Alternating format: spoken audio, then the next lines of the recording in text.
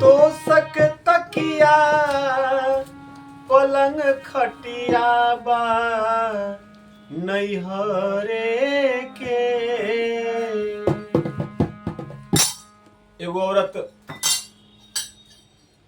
उनकर बाबूजी गरीब घर में बियाह कर दिले, बड़ा दुख में बाड़ी। एक दिन रात में अपना मर्द से कहत रही बिस्तर पर कि ये राजा जी, काश देख के हमारे बाबूजी रुआ घर में बियाह कैले, बड़ा दुख बा। रुआ घर में न एगो बर्तन बा, न एगो गिलास बा, न एगो कटोरा बा, न एगो चम्मच बा। कुछ नहीं है घर में। तो सक तकिया पलंग खटिया बा नैहरे के। ए हो राजा सुख न जननी तारा घरे के। ए हो राजा सुख न जननी तारा घरे के। तो तकिया पलंग खटिया बा नैहरे के। ए हो राजा सुख न जननी तारा घरे के। ए हो राजा सुख न जननी तारा घरे के। बड़ा दुख बा रहुआ घर में। बाबूजी हमारे का देख के बियाह रउआ से कैले, ये हमार बाबूजी जानी है ना तो हमार भाग जानी। जे कुछ भी बा ई पलंग पटिहाट तोशक तकिया सब हमार बाबूजी के दिहल बा। राव कुछ दिल बा। औरतिया कहतरी विरह में,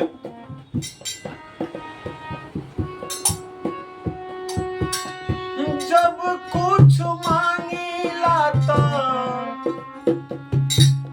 बोले लखी सियाई के। जब कुछ मांगीला तो बोले लखी सियाई के। अपना मन से ले कुछ देवेलन लाई के।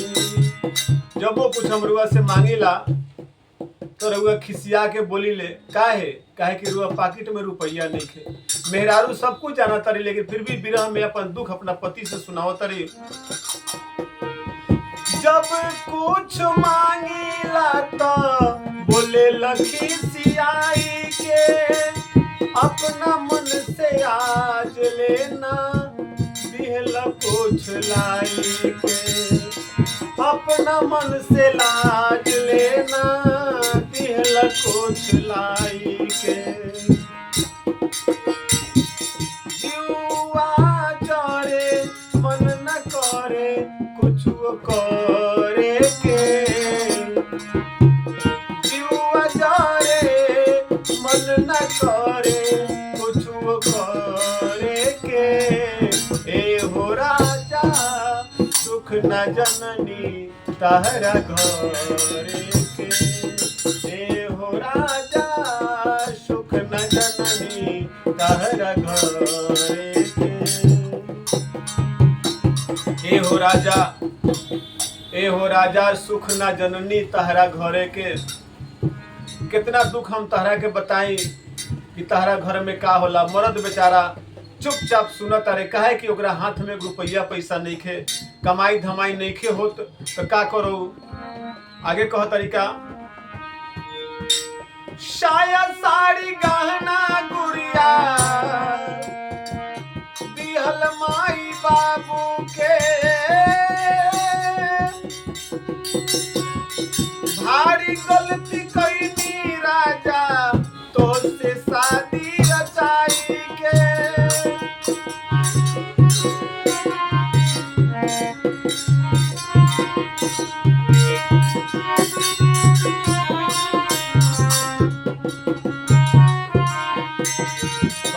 राजा जी ई जे हम पैर में पायल पहनले बानी, नाक में नथिया बा,